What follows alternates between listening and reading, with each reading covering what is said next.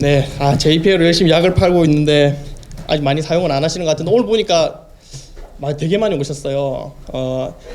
이거를 먼저 제가 하기 전에 말씀드릴 게 있는데 이게 중급이고 제가 분명히 JPL 한 번이라도 써봤거나 하이버네이터나 JPL 한 번이라도 써봤거나 공부라도 해보신 분들 위주가 대상이에요. 그래서 앞에 인트로가 거의 없고 써봤다는 전제하에 넘어가는 거예요. 그래서 혹시 본인의 취지에 맞지 않으시면 다른 입문자들 위한 강연들이 있으니까 다른 걸 들으시는 게 좋을 것 같아요. 예, 그래서 그러니까 정말 잘 모르시면 바로 처음부터 멘붕이거든요.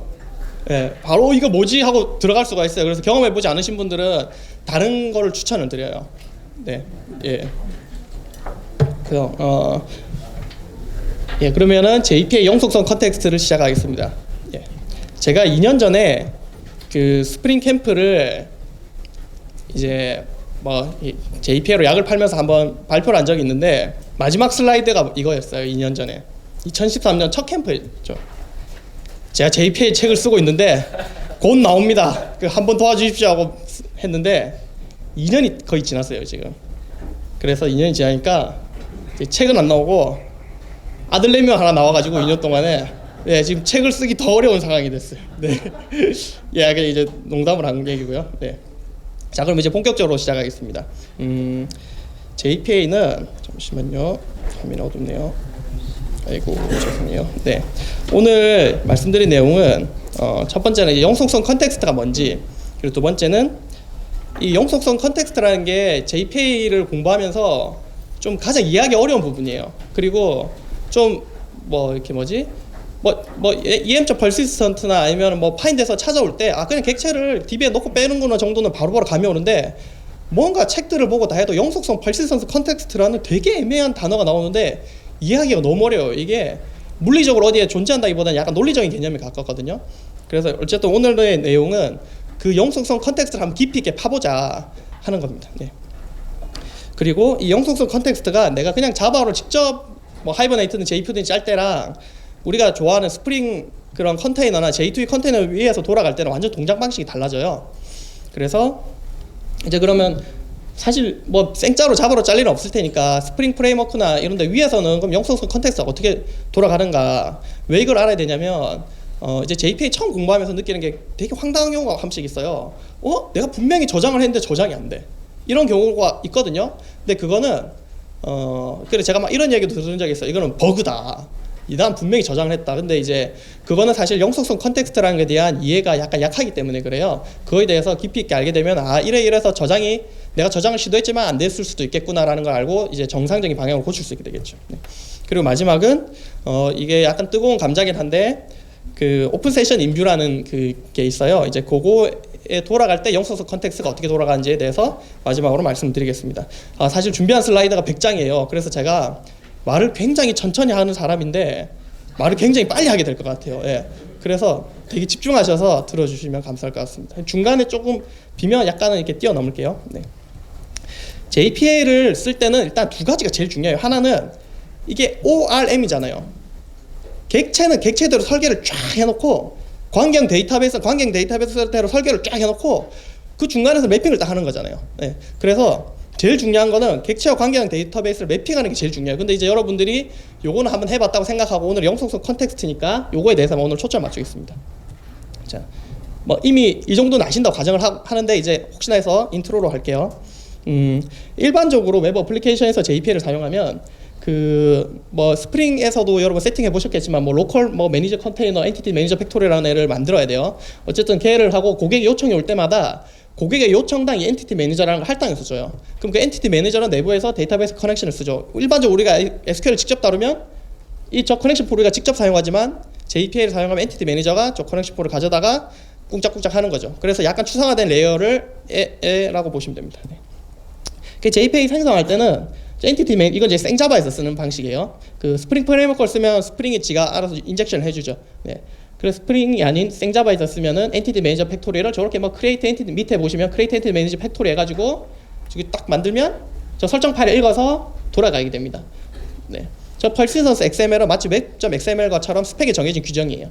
네. 그래서 그다음 엔티티 매니저를 쓰려면 이제 공장에서 이게 크리에이트 해가지고 찍어내면 되죠. 네. 여기까지 여러분 아신다고 보는 거예요. 근데 혹시나 해서 제가 다른 거 들으러 가라 했는데도 혹시나 해서 오신 분들을 위해서 이게 한 겁니다. 네. 자, 그럼 이제 본격적으로 들어가겠습니다. 영속성 컨텍스트는 JPA를 이해하려면 이게 제일 중요해요. 근데 이게 참 배우기가 어려워요. 왜냐? 물리적인 개념이 아니거든요. 논리적인 개념이거든요. 자, 그리고 이게 엔티티를 참 번역이 정말 어려운데 굳이 번역을 하자면 그 엔티티를 영구 저장하는 환경이라는 정도로 번역하는 게 어떨까라고 어떤 분이 권유를 해주셨어요. 네. 그리고 그 이제 뭐 저장할 때는 엔티티 매니저 점 persist에서 엔티티 이렇게 넘기면 저장이 됩니다. 자, 방금 말씀드린 대로 이제 영속성 컨텍스트는 논리적인 개념이고요. 눈에 보이지가 않고 엔티티 매니저를 통해서 영속성 컨텍스트에 접근할 수가 있어요. 그 우리가 엔티티 매니저라는 거를 직접 사용하잖아요. 여기 보시면 제일 밑에 뭐 엔티티 매니저를 생성해서 여기를 직접 사용하거든요. 그래서 엔티티 매니저는 알겠어. 직접 내가 쓰니까 물리적으로 코드가 보여요. 근데 영속성 컨텍스트라는 건 논리적인 개념이에요. 그리고 이 영속성 컨텍스트는 엔티티 매니저를 통해서 접근할 수가 있습니다. 자, 생자바 환경이라고 할게요. J2SE 환경을. 그때는 엔티티 매니저를 만들면 그 내부에 영속성 컨텍스트라고 그냥 하나가 생겨요.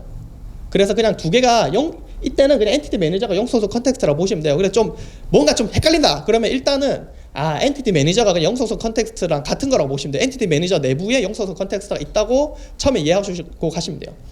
그리고 J2E나 스프링 컨테이너에서는 여러 개의 엔티티 매니저가 하나의 영속성 컨텍스트에 접근하게 됩니다. 요거는 이제 뒤에 가면서 자세히 말씀드릴게요. 자, 이제 그것과 관련해서 엔티티는 생명 주기가 있습니다. 자, 그 여기서 엔티티는 그냥 뭐 예를 들면 해온 객체라고 그럴게요. 그럼 그거를 U에서 처음에 생성을 하겠죠. 그리고 persist로 해서 영속화한 다음에 중영속으로 일단 넘어갈게요. 그 다음에 필요하면 지우겠죠. 네, 그게 이제 객체 회원 가입하면 유저가 회원 가입하면 객체 생성했다가 JP에 넣어서 DB에 저장했다가 이제 뭐 회원을 탈퇴하면 뭐 실제 삭제는 하지 않겠지만 요즘은 개인정보가 이슈가 중요하니까 실제 삭제하고 그렇게 하겠죠. 그래서 이거는 이제 생명 주기에 대한 그림이고요. 뭐 이건 넘어가겠습니다. 자, 그러면 방금 말씀드린 이 라이프 사이클이랑 영속성 컨텍스트가 어떻게 돌아가는지 보여드릴게요. 제일 처음에 비영속 상태예요. 자, 아까 말씀드린 대로 엔티티 매니저 안에는 영속성 컨텍스트라는 게 딱 있어요. 지금 헷갈리시면 엔티티 매니저랑 영속성 컨텍스트랑 같은 걸 보시면 돼요. 그 생자바 환경에서는. 그래서 제일 처음에 막 이렇게 멤버는 new 멤버 해가지고 member.set id 하고 뭐 set username 해서 만들겠죠. 회원 객체를. 그냥 이거는 일명 포죠. 플레인 올 다 순수한 자바에서 값을 세팅한 상황이에요. 이러면 JPA랑 지금 아무 상관이 없죠. 그냥 내가 자바 객체 생성한 거니까. 자, 그런데 저 엔티티 매니저를 얻은 다음에 저 생자바를 회원 객체를 만들어서 엔티티 매니저를 만들고 제일 밑에를 보시면 em.persist 해가지고 멤버를 딱 넘겨요. 그러면 어떻게 되냐면 이 비영속 상태이던 그냥 순수한 자바 멤버 클래스 그 객체가 영속성 컨텍스트 안에 이렇게 들어가서 관리가 되기 시작합니다. 자, 근데 여기서 중요한 건 em.persist를 한다고 해서 DB에 바로 저장되는 게 아니에요. 이제 그게 중요한 겁니다. 중간에 영속성 컨텍스트라는 그 중간에 어딘가에 잠깐 보관이 되는 거예요. 그래서 처음에 이제 하시는 분들은 제일 헷갈리는 게 em.persist 하면은 DB에 들어가서 SQL이 쫙 나와야 될 것 같은데 안 나오거든요. 잘 보면 그 타이밍에. 이 밑에서 시스템 자원주 프린터 LN 하면은 SQL이 안 떠요. 그 SQL 찍고 로그인이 해놔도. 네. 그래서 잠깐 일단 들어간다. 그럼 실제 언제 DB에 들어가냐? 그거는 좀 이따 말씀드릴게요. 그 이제 준영속 상태라는 게 있는데 이거는 이제 조금 이제 어려울 수 있는데 그냥 방금 여기 들어간 영속성 컨텍스트의 멤버 객체를 영속성 컨텍스트에서 관리 안 하겠다라고 하는 거예요. 사실 이걸 쓸 일은 거의 없고 어떤 이유에 의해서도 엔티티 매니저 자체가 제거되는 경우가 있어요. 그럴 때 이제 여기 안에 있는 멤버가 중요속 상태가 됩니다. 일단 넘어갈게요.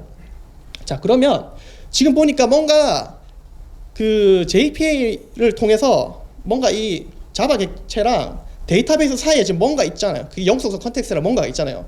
그럼 왜 그걸 굳이 만들까? 그냥 em.persist 하면 DB에 팍 넣으면 되지. 뭐하러 귀찮게 이런 게 있느냐.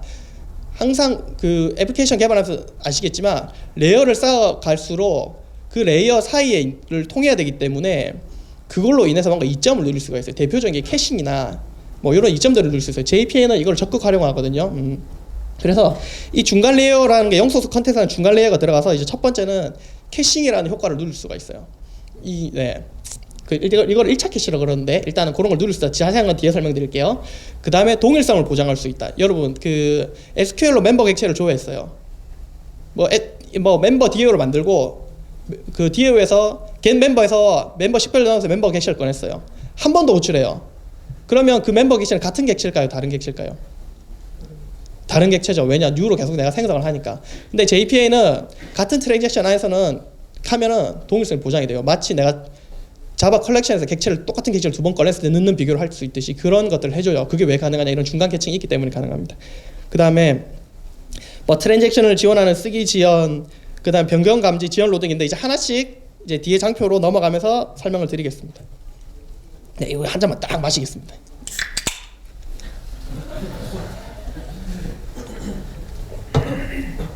네, 제일 먼저 JPA를 통해서 이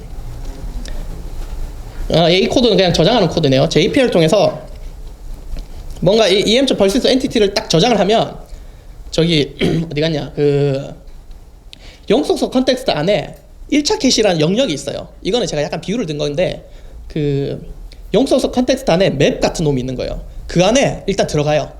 뭐 어딘가 보관해야 되겠잖아요. 네, 그러니까 em.persist 하면 영속성 컨텍스트라는 그런 논리적인 공간이 있는데 거기에 내부에는 맵 같은 놈이 있다. 그 맵 안에 멤버 객체가 일단 들어간다. DBA 때 바로 들어간 건 아니에요. 자, 그 들어간 다음에 자 방금 들어간 코드가 그대로 나왔어요. 그 다음에 이제 제일 밑에 쭉 줄석 보시면 1차 캐시에서 조회라고 되어 있어요. 뭐냐 보시면 em.find에서 이제 em.find가 JP에서 객체 하나를 찾아오는 명령어죠. 그걸 식별자로 그 다음에 타입을 주고 그 멤버 방금 저장한 식별자를 주면 DB에서 조회하는 게 아니라 일단 1차 캐시를 뒤져요. 그래서 1차 캐시에서 저 멤버 객체 지금 있잖아요. 방금 저장한 그거를 그대로 가져오게 됩니다. 그러면 그럼 그럼 이상하다. 1차 캐시 넣었으니까 좀 다른 웹서버가 막 여러 대가 있어. 그럼 다른 트랜잭션에서는 얘가 없잖아. 얘를 파인드하면 안 나올 것 같은데? 당연히 그렇죠. 근데 여기는 전제가 있어요. 트랜잭션이라는 단위로 묶어야 돼요. 그러니까 em.persist를 하고 뭐 1차 캐시를 다 쓴 다음에 트랜잭션을 플러시 아직 안 한 거예요. 그 커밋을 안 한 거예요. 네. 그러니까 트랜잭션 상태가 지금 계속 유지가 되고 있는 거예요. 자, 그 다음에 em.find에서 이제 멤버 2를 조회했어요. 그럼 지금 영속성 컨텍스트 아직 멤버 2는 조회한 적이 없죠. 그러면은 없으니까 일단 DB에서 지가 불러와요. 그래서 그 JP가 불러와서 그 영속성 컨텍스트에 일단 박아놔요. 불러온 애를. 그리고 영속성 컨텍스트에 있는 애를 반환해요. 자, 영속성 컨텍스트에서 관리하는 애를 아까 설명드렸듯이 영속 상태라고 합니다. 이 멤버 객체는 영속 상태고 영속 상태인 애가 반환이 되게 됩니다. 자, 그리고 이제 이번에는 그래서 어쨌든 1차 캐시에 대한 이점을 누릴 수 있다라고 말씀드린 거고요. 그 다음은 영속 상태의 그 엔티티의 동일성 보장이 무슨 말이냐면 em.find를 두 번 따닥 하면 물론 같은 트랜잭션 안에서라는 전제가 있어요. 그렇게 두 번을 하면 넣는 비교를 할 수가 있어요. 마치 그 ORM이라는 게 중요한 사상은 객체 지향적으로 하는 거를 도와주는 거거든요. 마치 자바 컬렉션에 내가 넣었다가 뺐다 하는 것처럼 느껴지게 해줘야 되는 거예요. 그게 ORM의 책임이거든요. 자, 그러면 멤버 객체를 자바 컬렉션에 넣었다 칩시다. 그 다음에 리스트에 넣었다. 지금 리스트점 get로 두 번 한 다음에 넣는 비교하면은 추로가 나오겠죠. 지금 보면은 JP에서 지금 그걸 해주는 거예요. 지금 em.find로 해서 멤버 1을 찾고 똑같은 멤버 1을 찾아서 넣는 비교를 하면은 동일성 비교가 성공하게 됩니다. ORM 프레임워크가 그걸 책임져 주는 거죠. 그리고 이제 이거 좀 어려운 내용인데 데이터베이스 트랜잭션을 많이 공부해 보신 분들은 알겠지만 데이터베이스 HID가 다 지켜지는 게 아니에요. 그 중에서 그 아이솔레이션 레벨은 또 HID를 떠나서 4개로 나눠져가 있어요. 레벨이. 그거를 아이솔레이션 레벨을 모두 다 지켜버리면 고객의 트랜잭션 올 때마다 모든 거를 순차적으로 실행할 수밖에 없거든요. 그러면은 이 데이터베이스 퍼포먼스가 말도 안 되게 떨어져요. 그래서 어느 정도는 DB의 HID를 약간 포기하면서 정확히 아이솔레이션 레벨을 약간 포기하면서 가요. 그게 우리가 오라클에서 말하는 오라클의 디폴트인 리드 커밋이겠죠. 네, 2단계고. 근데 이제 더 4단계까지 있는데 4단계는 거의 순차적으로 돌리는 거고 3단계가 이제 뭐냐면 반복 가능한 읽기가 있습니다. MySQL에서 이것 때문에 골탕을 먹으신 분들이 많이 있을 텐데 어쨌든 반복 가능한 읽기라는 건 내가 객체를 조회하고 또 조회하면 항상 내가 조회했던 객체를 다른 데서 수정해도 같은 놈이 조회가 돼야 되는 거예요. 그러니까 어쨌든 JPA는 그거를 데이터베이스 레벨이 아니라 애플리케이션 레벨에서 그거를 해줍니다. 2단계로 DB의 아이솔레이션 레벨 세팅이 돼 있다 할지라도 JPA를 사용하면 마치 3단계인 것처럼 사용할 수가 있어요. 물론 현대적인 데이터베이스 너무 잘 만들어져서 2단계든 3단계든 성능 차이가 많이 나지는 않는다고 합니다. 네. 자 그리고 좀 어려운 내용 이제 다시 리플레이션해서 다시 쉬운 걸로 가겠습니다. 자 엔티티를 등록하면 이제 뭐냐? 엔티티 등록인데 밑에 부제가 트랜잭션을 지원하는 쓰기 지연이에요. 이게 뭐냐면 자 뭔가 트랜잭션을 시작하고 JPA에서는 그 전제가 있어요. 공부해 보신 분들은 아시겠지만 JPA에서는 뭐든 등록이든 수정이든 삭제든 뭔가를 엔티티를 변경하려면 무조건 트랜잭션 안에서 해야 돼요. 트랜잭션 바깥에서 하면은 이게 안 먹어요. 그게 이제 기본 룰이에요. 그래서 자 트랜잭션 시작하고 em.persist로 멤버 A랑 B를 두 개 persist 했죠. 근데 보시면 저거 두 개를 해도 아직까지는 영소스 컨텍스트에만 AB가 저장돼 있고 데이터베이스에는 저게 SQL에 날아가지 않아요. 그게 딱 대기하고 있는 거예요. 그러다가 언제 DB에 날아가냐면 트랜잭션 커밋할 때 저 두 개 한 번에 DB에 빵 날아가요. 자 일단 그림을 볼게요. 자 em.persist로 멤버 A를 딱 하면은 일단 그 1차 캐시에 멤버 A가 일단 들어가요. 그리고 여기 위에 걸 보시면 그리고 인서트 SQL을 미리 생성해놔요. 요거는 이제 구현체 레벨에 따라 틀리긴 한데 하이버네이터인 경우에는 제가 이런 걸 알고 있습니다. 그래서 1차 캐시 일단 저장을 해놓고 일단 인서트 SQL 만들어 놓고 일단 보내진 않아요. 대기. 그리고 트랜지션 커밋 때까지 대기하는 거예요. 그리고 두 번째 em.persist에서 멤버 B를 딱 넣으면 또 1차 캐시에 넣어놔요. 영속 상태로 만드는 거죠. 그리고 인서트 SQL을 한 벌 더 만들어요. 멤버 B를 저장한 인서트 SQL을 만들어요. 그러고 트랜지션 커밋을 딱 때리면 그제서야 그 쓰기 전 SQL 저장소에 있던 인서트 SQL 두 판을 DB에 보내요. 자, 그럼 여기서 이제 생각할 수가 있죠.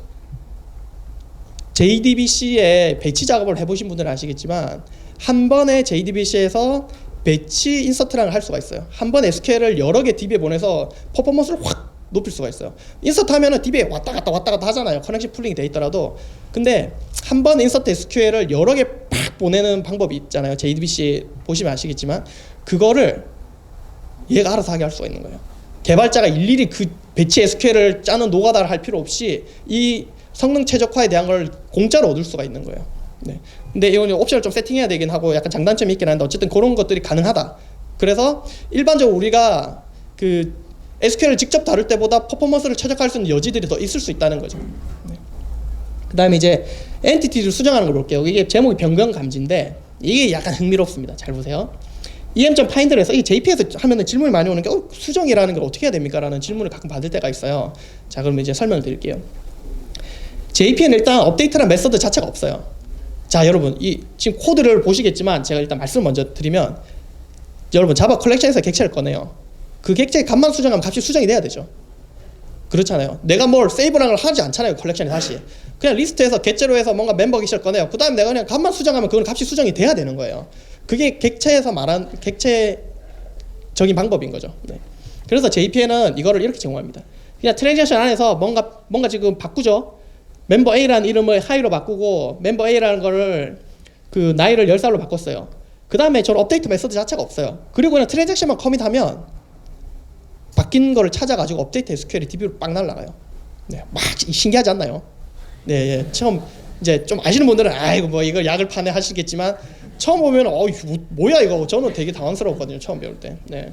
어떻게 이게 업데이트 메서드 찾고 난리 났었는데 없더라고요. 네. 이거를 영어로 이제 더티 체킹이라고 하는데 제 발음이 좀 약해서 네. 근데 핵심이 뭐냐면 저 플러시라는 걸 이제 트랜잭션을 커밋하면 플러시라는 게 내부적으로 일어나는데 그건 좀 이따 설명할게요. 트랜잭션을 커밋하면 일단 1차 캐시에는 그 전에 1차 캐시에 뭔가 저장을 하면 옆에 원본 상태인 딱 저장할 때 그 상태의 스냅샷을 딱 만들어놔요. 그러니까 딱 뭔가 찾거나 저장을 하면 영소스 컨텐츠에 그 상태를 딱 복사를 떠나요.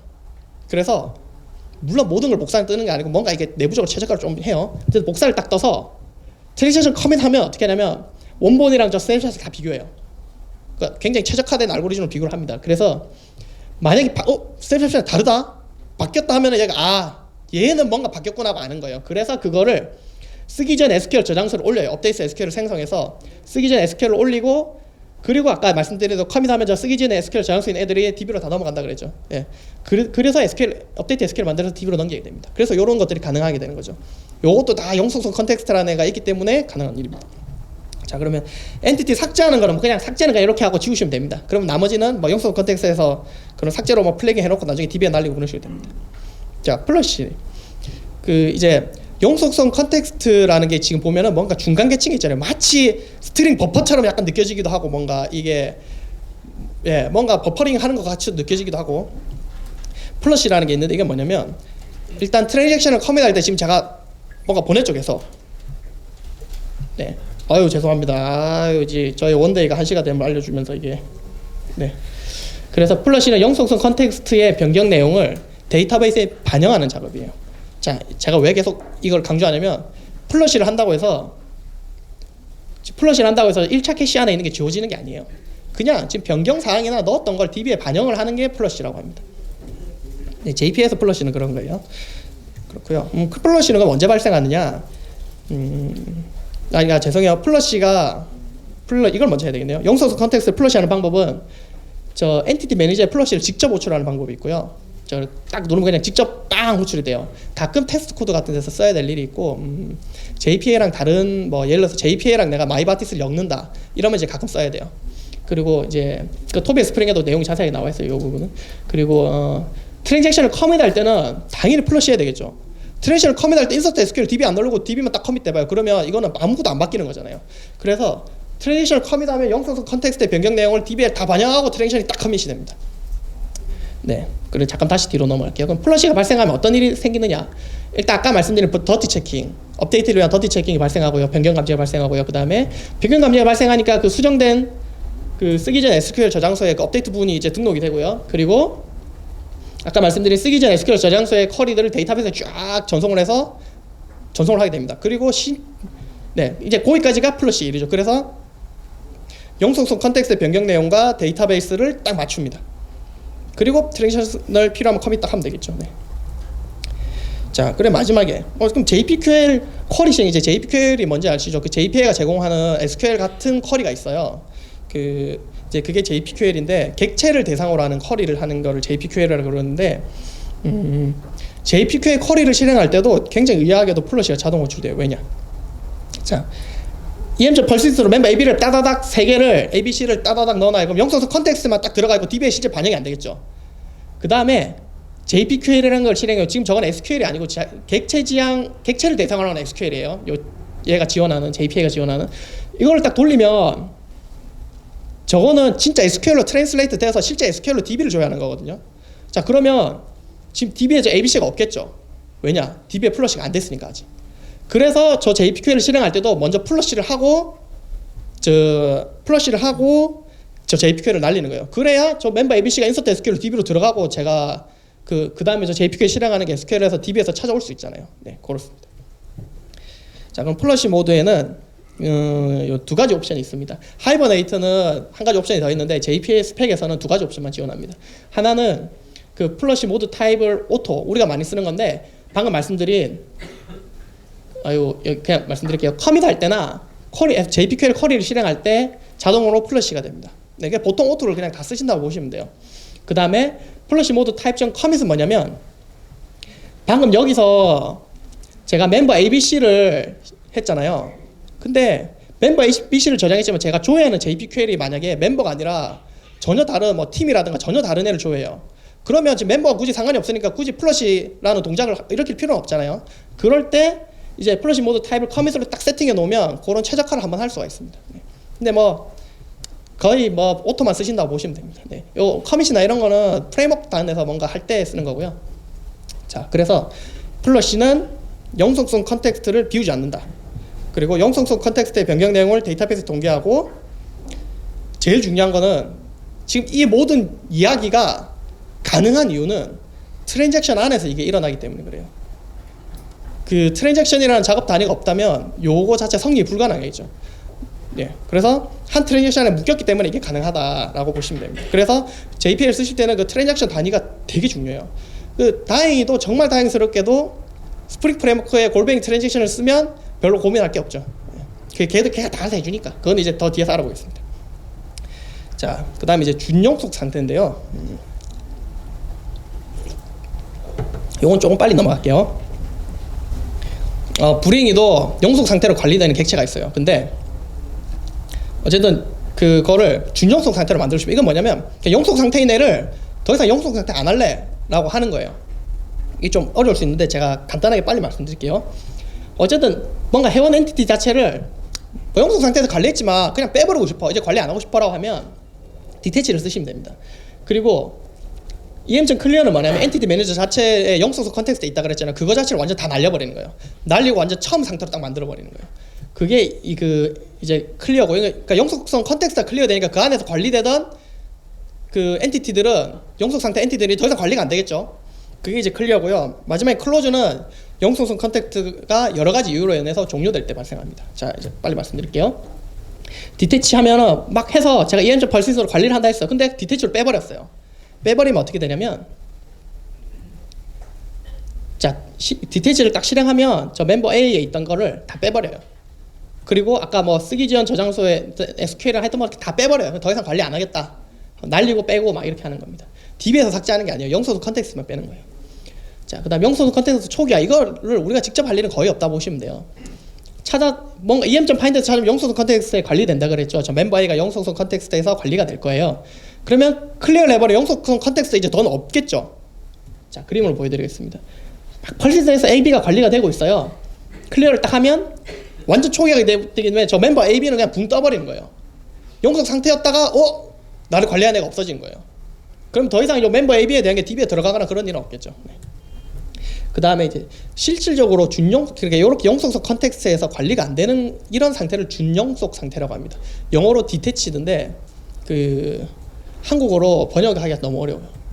그래서 기존에 업계에 통용되는 준영속 상태라는 말을 그대로 가져왔습니다. 일단 영속성 컨텍스트가 종료돼도 준영속 상태가 됩니다. 이건 너무 당연하겠죠. 근데 요게 이제 핵심이에요.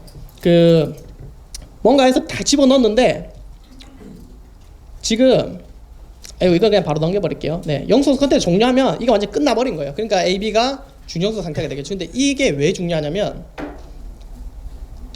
이제 여러분 JPA를 쓰면 지연 로딩이라는 기능이 되잖아요. 뭔가 member.get 뭐 order 아이템 쌓아서 객체 그래프를 쭉쭉쭉 따라갈 수가 있어요. 그때마다 SQL을 다이나믹하게 JPA가 내부에서 날려가지고 쭉쭉쭉 받아올 수 있는데, 그렇게 하려면 영속성 컨텍스트 도움을 받아야 돼요. 영속성 컨텍스트의 도움을 안 받으면 지연 로딩이라는 기능이 동작하지가 않아요. 근데 지금 이슈는 그거죠. 영속성 컨텍스트가 종료되어 버렸어요. 그러면 더 이상 지연 로딩이 안 된다는 거예요. 이게 왜 이슈가 되냐면 스프링 프레임워크에서는 골뱅이 트랜잭션이 끝나면 영속성 컨텍스트를 날려버려요. 그래서 컨트롤러 단으로 멤버 객체가 나오면 걔는 더 이상 지연 로딩이 안 통하는 거예요. 그래서 서비스 계층에서 트랜잭션 있을 때 member.getTeam get order는 쭉쭉쭉 쓸 수 있지만, 골뱅이 트랜잭셔널이 딱 끝나는 순간 컨트롤러 반환이 되면 member.getTeam 하는 순간 레이지 로딩 이셉션이 나게 됩니다.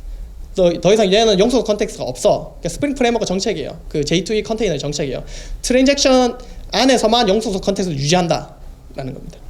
그래서 요때 이제 이슈가 되는 거죠. 자, 근데 이제 그래서 준영속 상태 특징은 뭐냐면 거의 유로 생성한 도면이랑 비슷한데 약간 차이가 있는 게, JPA에서 아까 영속성 컨텍스트 얘가 들어갈 때는 제일 처음에 골뱅이 아이디라고 돼 있죠. 영속성 컨텍스트는 DB PK랑 매핑된 식별자로 얘들을 구분해요. 그래서 맵에는 항상 키가 있어야 되잖아요. 그것처럼 영속성 컨텍스트의 1차 캐시는 항상 키가 있어야 돼요. 그래서 무조건 들어갈 때 키를 무조건 생성해서 들어가요. 그래서 한 번이라도 영속 상태가 된 애들은 무조건 식별자 값이 존재합니다. 중영속 상태가 되더라도. 이게 이제 그냥 뉴로 생성한 애랑 중영속 상태의 차이고요. 그리고 아까 말씀드린 지연 로딩은 못한다. 그거는 영속성 컨텍스트의 도움을 받아야 지연 로딩을 할 수 있는데 없기 때문이다. 자, 그러면 이제 병합은 빨리 넘어갈게요. 병합은 뭐냐면 저 준영속 상태의 애를 다시 영속 상태로 살리고 싶어 할 때 쓰는 겁니다. 네. 메커니즘은 지금 시간 관계상 복잡하니까 넘어갈게요. 어쨌든 결론은 뭐냐면 준영속 상태는 식별자가 있다 그랬잖아요. 그럼 그 식별자로 DB에서 실제를 찾아요. 그리고 그 준영속 상태의 값을 다 채워가지고 반환하는 거예요. 그럼 영속 상태가 반환이 되거든요. 네, 그렇습니다. 자, 이제 생 자바는랑 영속성 컨텍스트에 대한 기초로 넘어갔고요. 이제 J2E와 스프링 컨테이너에서의 영속성 컨텍스트가 어떻게 돌아가는지 말씀을 드리겠습니다. 네, 물 한 잔만 마시고요.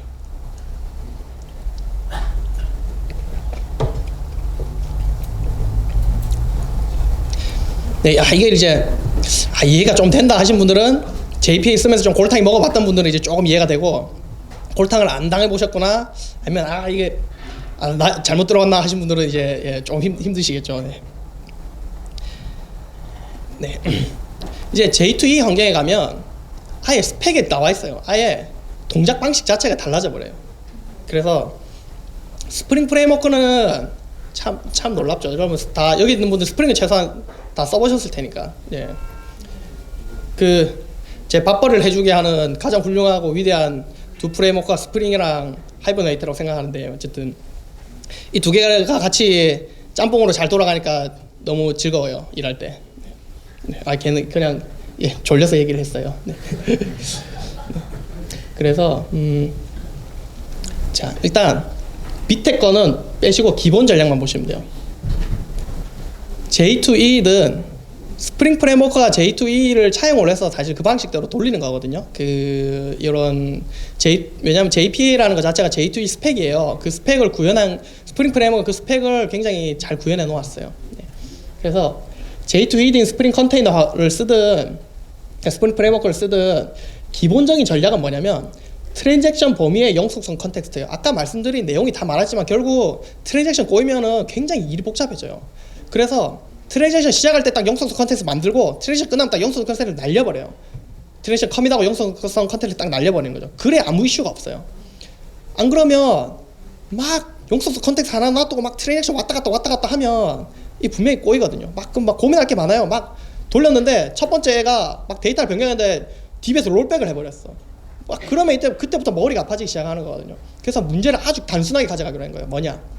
트랜잭션 시작할 때 영속성 컨텍스트 만들고 트랜잭션 끝나면 영속성 컨텍스트 날려버린다 로 정의가 된 겁니다. 네. 자, 그러면 가장 중요하고 가장 기본인 트랜잭션 범위의 영속성 컨텍스트를 보겠습니다. 여러분이 스프링 프레임워크를 쓰니까 이 정책이 그대로 여러분에게 수용된다고 보시면 돼요. 자, 아까 말씀드린 대로 J2의 기본 전략이고, 또 말씀드린 대로 트랜잭션 범위와 영속성 컨텍스트의 생존 범위가 같다는 겁니다. 그리고 자, 여기 핵심인데, 같은 트랜잭션 안에서는 항상 같은 영속성 컨텍스트에 접근하게 됩니다. 자, 이제 이 내용이 뭔지 그림으로 설명을 드리겠습니다. 딱 요거면 이제 딱 느낌 오시죠? 필터를 타고 컨트롤을 타고 서비스 리파이트 보통 요 정도로 가잖아요. 네. 근데 저 서비스에 골뱅이 트랜잭션을 걸었다고 지금 가정을 하는 거예요. 그러면 저 골뱅이 트랜잭션을 걸면 지금 이제 스프링 프레임워크라고 계속 얘기를 할게요. 스프링 프레임워크는 저 서비스에서 골뱅이 트랜잭션 시작하고 나갈 때까지 같은 영속성 컨텍스트를 유지를 합니다. 그래서 이제 넘어갈게요. 네. 예제를 좀 뒤에 나올 테니까. 그래서 골뱅이 트랜잭션을 걸면 사실 저 트랜잭션 AOP가 딱 걸리는 거잖아요.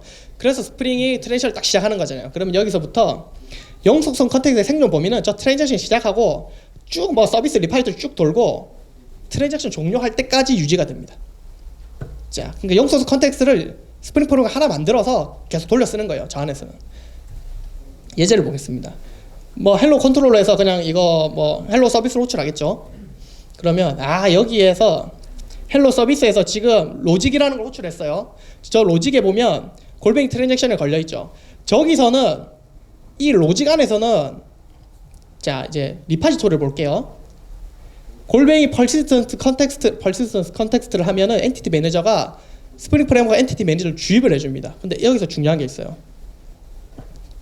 리파지토리 1에 접근하든 리파지토리 2에 접근하든, 여기 보세요. 서비스에서 리파지토리 1.hello를 호출하고 리파지토리 2.find 멤버를 호출했죠. 그래서 이 리파지토리 1과 리파지토리 2가 죄송합니다. 리파지토리 2에 둘 다 어디에 접근하든 같은 영속성 컨텍스트에 접근하게 돼요. 자, 그럼 여기서 이제 그게 나오죠. 지금 이 장 제일 처음에 그 말씀 드렸어요. 여러 개의 엔티티 매니저가 하나의 영속성 컨텍스트에 접근할 수 있다. J2E 환경에서는 이겁니다. 리파지토리의 영속성 컨텍스트 다르죠. 좀 다른 엔티티 매니저죠. 그런데 같은 영속성 컨텍스트에 접근하게 됩니다. 네. 그러니까 이 다르다는 게 그냥 우리가 눈에 보는 거고, 사실 까보면은 자기들 프록시를 해가지고 어떻게 해서 같은 영속성 컨텍스트에 접근하게 다 그 스프링 프레임워크 내부에 개발이 되어 있겠죠. 어쨌든 핵심은 뭐냐면, 우리는 사실 구현은 이제 그들이 하는 거지만 우리는 스펙을 알면 되니까, 핵심은 트랜잭션 AOP를 시작하고 끝날 때까지 저 안에서 어떻게든 엔티티 매니저에 접근하면 그 엔티티 매니저들은 다 같은 영속성 컨텍스트에 접근한다는 거예요. 그래서 아주 단적인 예로 제가 저 헬로 서비스에서 em.persist에서 멤버 게시를 저장하고 리파지토리 1에서 그 멤버 게시 찾아오면 같은 놈이에요. 이제 대충 느낌 오시죠? 네, 그렇게 보시면 됩니다. 자, 그래서 요거는 이제 예를 들었던 거고요. 이 로직을 따라가 보면 컨트롤러에서 헬로 서비스에서 로직을 호출하고, 저 로직은 뭐 리파지토리 1에서 그냥 헬로라는 걸 찍고 리파지토리 2에서 파인드 멤버를 찾아요. 자, 리턴 타입이 보이던데 제가 버그를 냈네요. 네. 그래서 저 리파지토리 1에서 엔티티 매니저 접근해서 뭘 해요? 저거랑 저 엔티티 매니저가 접근하는 영속성 컨텍스트랑 리파지토리 2에서 em.find에서 찾아오는 저 엔티티 매니저가 접근하는 영속성 컨텍스트가 같다는 겁니다. 네. 그렇고요. 자, 그래서 그럼 로직에서 요 멤버를 반환을 하겠죠. 반환을 하면 이 컨트롤러의 멤버가 오죠. 근데 여기 컨트롤러를 보시면 영속성 컨텍스트 끝나버렸죠. 엔티티 매니저가 영속성 컨텍스트를 날려버린 거예요. 그러니까 이때는 그러면 더 이상 지연 로딩을 못해요. 여기서는. 자, 이제 요게 핵심입니다. 그래서 헬로 컨트롤에서는 이제 더 이상 지연 로딩 할 수 없다. 한마디로 준영속 상태라는 거죠. 네. 트랜지션 끝나버렸기 때문에 결국 J2E 컨테이너는 트랜잭션의 범위와 영속성 컨텍스트의 범위를 맞춥니다. 자, 그리고 방금 말씀드린 내용인데 트랜잭션이 같으면 같은 영속성 컨텍스트를 사용한다는 거예요. 아까 멤버 리파지토리 1에 있는 놈이랑 멤버 리파지토리 2에 있는 엔티티 매니저가 둘 다 같은 영속성 컨텍스트 접근을 딱 했잖아요. 네. 그렇고 왜 그러신가요? 네. 그림이 너무 잘 그렸나요? 네. 자, 그리고 트랜잭션이 다르면 같은 엔티티 매니저를 접근해도 다른 영속성 컨텍스트에 접근해요. 스레드 1번이나 스레드 2, 스프링 프레임워크는 트랜잭션을 스레드마다 각각 할당해 주잖아요. 자기들이 알아서. 그래서 스레드 1에서 엔티티 매니저를 접근한 같은 엔티티 매니저예요. 이거는 뭐 예를 들어 아까 리파지토리 1에 있는 놈이에요. 그러면 그 트랜잭션 A와 관련된 영속성 컨텍스트에 접근하고 다른 트랜잭션 B를 사용하는 스레드가 똑같은 엔티티 매니저에 접근해도 다른 영속성 컨텍스트에 접근하게 해줍니다. 이게 왜 이 개념이 중요하냐면 여러분 멀티 스레드 상황을 우리가 고려해서 개발하면 안 되잖아요. 그게 이제 J2E의 최고의 장점이 뭐냐면 골뱅이 트랜잭셔널도 마찬가지고 결국에는 복잡한 멀티 스레드 상황을 개발자들은 고민하지 않고 싱글 스레드처럼 개발하면 된다. 여러분 뭐 너무 당연하고 쉬운 얘기이지만 우리가 통캣에 애플리케이션 띄워서 개발할 때 거의 멀티 스레드 환경을 고민하지 않잖아요. 그냥 멤버 변수만 조심해야 하는 정도만 알고 있고, 예, 그와 마찬가지예요. 얘들이 이 J2E 컨테이너와 스프링 프레임워크가 다 그걸 해결해 주는 거예요. 그래서 우리는 그냥 모르겠고 그냥 이렇게 엔티티 매니저 그냥 쥐받아서 쓰시면 돼요. 그러면 그냥 트랜잭션 안에서 같은 놈 접근하겠구나, 뭔가 되겠구나 생각하시면 됩니다. 자, 그런데 이제 그런 데가 나오니까 한 잔 마시겠습니다.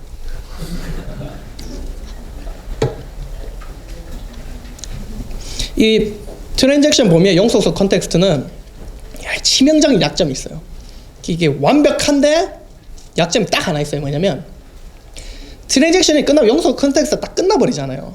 그러면 이슈가 뭐냐면 엔티티 자체가 준영속 상태가 돼요. 더 이상 영속성 컨텍스트가 관리하지 않는다는 뜻이죠. 그래 버리니까 아까 보듯이 컨트롤러나 이런 프레젠테이션 계층에서 지연 로딩을 못 하는 거예요. 그러니까 객체라는 게 멤버점 get order, 멤버점 get items라고 쭉쭉쭉 참조로 쭉쭉쭉 탐색을 해 들어가야 되거든요.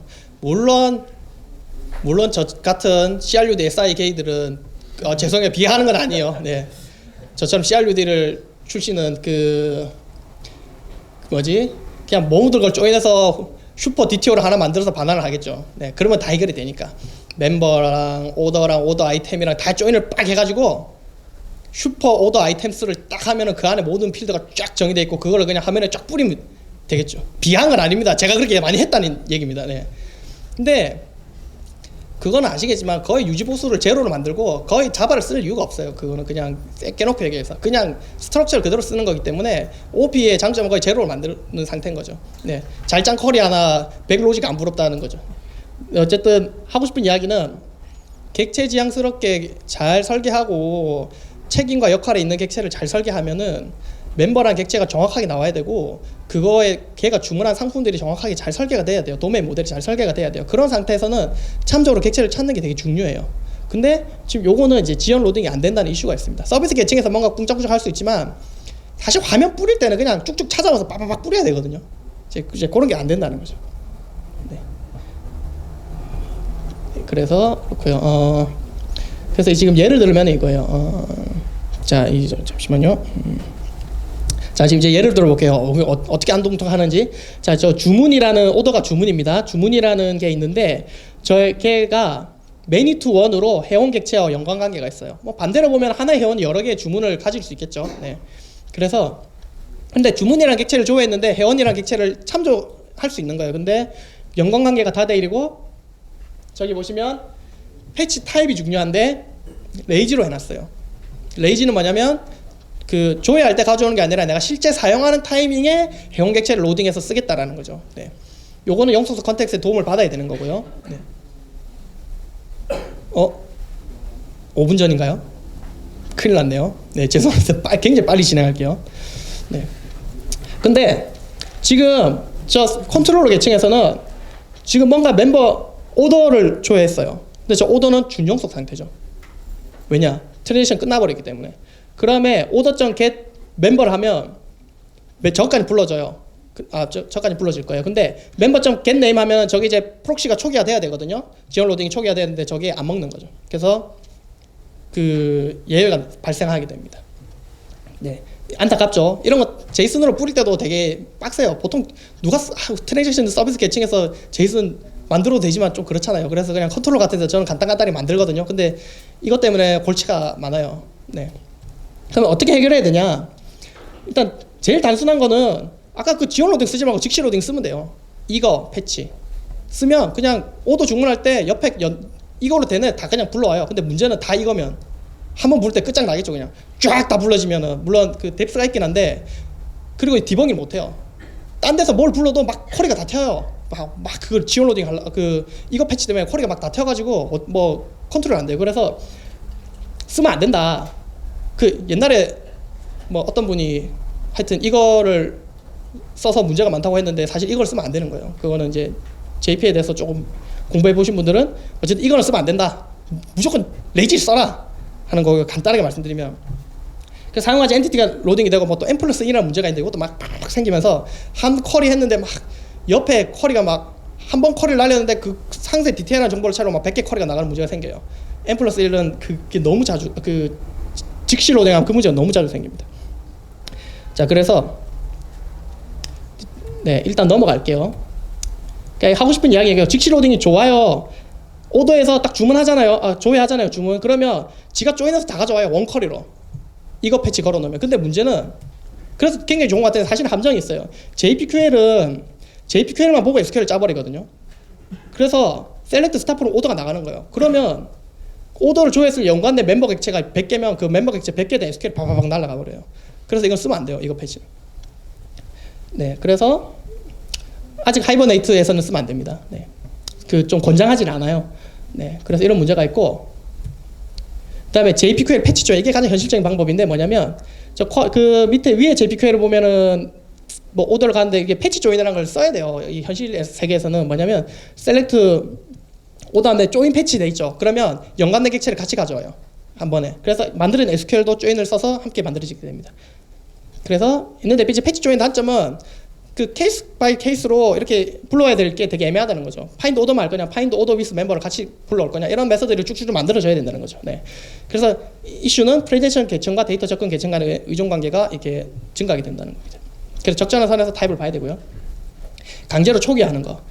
하이버네이트에는 이니셜라이즈라는 게 있어요. 서비스 계층에서 뷰에 필요한 것들 다 초기해가지고 넘겨버리면 돼요. 그럼 이슈가 없겠죠. 이미 로딩된 상태니까 지원 로딩에 대한 이슈가 발생하지 않겠죠. 근데 이것도 마찬가지로 프레젠션 계층에 필요한 거를 서비스 계층에서 다 초기화를 해줘야 되는 거예요. 그래서 중간에 이제 포조 인액션 같은 데서는 퍼사드 계층 추가해서 이슈를 해결하자라고 하는데 말이 너무 빠르죠. 죄송해요. 지금 1분 남아가지고. 네. 제가 시간을 잘못 계산했네요. 그래서 퍼사드 계층을 추가하면은 저 퍼사드 계층에서 필요한 걸 다 초기화 빠바박 해버리는 거예요. 그렇게 하면은 조금 가능성이 있죠. 근데 솔직히 이거는 사람이 할 짓이 아니에요. 이거는 그냥 다 너무 위임이잖아요. 위임. 이거는 너무 비실용적이에요. 제 맥이 포카리 스웨이트를 먹었네요. 네, 지금 큰일 났네요. 네, 어쨌든 그렇고요. 그래서 네, 이렇게 할게요. 죄송해요. 네, 퍼사드 계층도 넘어갈게요. 그래서 이런 어쨌든 단점이 있고, 네, 사상 초유의 사태가 발생했습니다. 네. 그래서 준용속 상태에는 이런 문제들이 있다. 지원 로딩에 대해서. 핵심은 지원 로딩 못 한다는 거예요. 그럼 지원 로딩 하려면 어떻게 하면 돼? 오픈 세션 인부를 쓰시면 됩니다. 그래서 오픈 세션 인부는 안 좋은 옛날 오픈 세션 인부가 있고, 이건 넘어갈게요. 네, 핵심은 이거니까 스프링 프레임워크가 제공하는 오픈 세션 인뷰가 있습니다. 이거는 비즈니스 계층의 트랜잭션이라고 부르는데 얘는 뭐 이런 것들이 제공이 되어 매뉴얼을 보시면 있습니다. 근데 얘는 막강하게 있어요. 오픈 세션 인뷰의 옛날 오픈 세션 인뷰에 설명 안 드리지만 최대 단점은 뷰에서 데이터 수정하면 수정이 돼버려요. 근데 최신의 스프링 프레임워크가 제공하는 오픈 세션 인뷰는 뷰에서 데이터를 수정한다고 해서 그러니까 지연 로딩을 할 수 있지만 뷰에서 데이터를 수정한다고 해서 수정이 되지는 않아요. 네, 그 오픈 세션 인뷰를 할 때 그걸 걸고 넘어지는 분들이 있는데 그게 사실 스프링의 오픈 세션 인뷰는 그게 안 됩니다. 그래서 어쨌든 핵심이 뭐냐면 뷰에서 멤버 서비스에서 get members 아이디를 넘긴 다음에 뭐 보안상의 이유로 뷰에 뿌릴 때 저렇게 이름 XXX를 바꿀 이슈가 있겠죠, 컨트롤러에서. 옛날 오픈 세션 인뷰를 쓰면 저게 실제 데이터 바뀌어버려요. 근데 스프링 프레임워크에서 제공한 오픈 세션 인뷰는 바꾸지 않습니다. 그리고 뭐 이거는 넘어갈게요. 죄송해요, 시간 관계상. 네. 일단 핵심을 말씀드린 건 스프링 오픈 세션 인뷰는 안전하다. 근데 딱 하나 주의할 게 있는데 이 오픈 세션 인뷰라는 게 그림을 보시면 용소수 컨텍스트의 생존 범위가 뷰까지 다 있는 거예요. 그렇기 때문에 다른 데는 상관이 없는데 예를 들면 이 상황이죠. 뭐 멤버 서비스에서 회원 호출해서 member.set 해서 XSS를 바꿨어요. 근데 그 다음에 뷰로 리다이렉트라는 게 뷰로 넘기는 게 아니라 바로 여기 비즈니스 로직을 딱 호출해버리면 대참사가 벌어지게 됩니다. 비즈니스 로직을 호출하게 되면 트랜지션이 실행되겠죠. 그럼 그 영속성 컨텍스트, 자 이걸 볼게요. 멤버 컨트롤에서 set XXX예요. 그럼 그 영속성 컨텍스트에 있는 멤버 객체가 XXX로 값이 변경이 되고 방금 비즈니스 로직을 막 불러버렸죠 여기. 그러면 비즈니스 로직 끝날 때 뭐 일어납니까? 트랜잭션 커밋 돼버리거든요. 플러시 일어나 버리는 거, 트랜잭션 커밋 돼버리는 거예요. 지금 영속성 컨텍스트를 같이 쓰잖아요. 그래 버리니까 예상치도 못하게 값이 변경돼 버리는 거예요. 전혀 상상하지 못한 일이 벌어지는 거예요. 그래서 그게 제일 좋은 거는 비즈니스 로직 먼저 다 수행하고 뷰에 뿌릴 거를 마지막에 하면은 이런 이슈가 없어요. 보통 이렇게 하잖아요. 비즈니스 로직 다 처리한 다음에 뷰에 뿌릴 거를 가져오게 되죠. 예, 그래서 이렇게 이슈를 해결하시면 되고, 네. 어쨌든 알아놔야 되죠. 이런 문제가 발생하면. 그리고 이제 오픈 세션 인뷰 쓸 때 제일 조심해야 될 게 오픈 세션 인뷰를 안 쓰더라도 엔티티를 그대로 제이슨 객체로 변환해서 바꾸는 건 좋지는 않아요. 왜냐하면 내부 사이트에서 AJAX 콜하는 정도는 괜찮은데 외부 API를 연동할 때는 엔티티는 생각보다 자주 변하거든요. 그래서 DTO 같은 걸 만들어서 중간 계층을 도입해서 반환을 해야 나중에 엔티티를 변경해도 문제가 생기지 않아요. 네, X를 치고 난리가 났습니다. 네. 마지막으로 트랜지션 롤백만 딱 하고 끝낼게요. DB 만약에 롤백을 해요. 이건 이슈가 골치 아프거든요. DB는 롤백이 돼요. 근데 영속성 컨텍스트는 객체는 롤백이 안 돼요. 예를 들어서 회원 이름을 회원 A에서 회원 B로 바꿨어요. 근데 트랜지션을 딱 커밋하는데 롤백이 팍 돼버려요. 이슈가 있어서. 그러면 데이터베이스에는 롤백이 되지만 영속성 컨텍스트에 있는 회원의 객체에 대한 거는 멤버 B로 그대로 돼 있어요. 당연하죠. 객체는 롤백이라는 개념이 없어요. 자, 스프링 프레임워크는 어떻게 하냐면, 자, 제일 처음에 오픈 세션 인뷰 안 쓸 때는 이걸 고민할 필요가 없어요. 트랜지션 끝나는 순간 영속성 컨텍스트 끝나버리기 때문에 이런 게 아무 이슈가 없어요. 네, 그냥 중력성 상태니까 뭐 값 바꾸고 이럴 일이 없겠죠. 자, 그런데 그래서 스프링 프레임워크는 오픈 세션 인뷰 같은 걸 쓰면 영속성 컨텍스트가 범위가 뷰까지 늘어나거든요. 그러니까 뷰부터 처음부터 끝까지 다 영속성 컨텍스트 같이 다 써버리는 거예요. 그래서 스프링 프레임워크는 영속성 컨텍스트의 범위가 트랜잭션보다 넓게 설정돼 있으면 트랜잭션 롤백 할 때 영속성 컨텍스트를 초기화해버려요. 자체적으로. 그래서 혹시라도 생길지 모르는 그런 데이터의 이질 문제를 영속 상태 엔티티를 중영속 상태로 만들어 버려가지고 이런 문제를 다 없애버려요. 네, 그렇습니다. 그래서 스프링 프레임워크를 까보면 이런 것까지 고려해서 다 너무 잘 설계가 되어 있어요. 네, 이거는 넘어가고요. 이거 하고 싶은 이야기는 테스트 케이스에서 여러분 그 JPA 써보시면 그 객체가 SQL이 안 보여요. SQL 찍어도. 왜냐하면 보통 골뱅이 트랜잭션을 하는데 마지막에 테스트에서 골뱅이 트랜잭션을 쓰면 마지막에 뭐가 되죠? 트랜잭션이 커밋 되나요? 롤백 되나요? 롤백 되죠. 그렇기 때문에 영속성 컨텍스트에 플러시 안 해요. 그 커밋 할 때만 플러시하고 롤백 때는 플러시 안 해버리거든요. 그래서 안 보여요. 내가 어떤 SQL을 짰는지. 그래서 마지막에 em.플러시를 강제로 테스트 케이스 마지막에 해주시면 그냥 어떤 SQL이 날아가는지 그 상황에서 보이게 됩니다. 네, 그 얘기를 하고 싶었고요. 여기까지 하겠습니다. 감사합니다.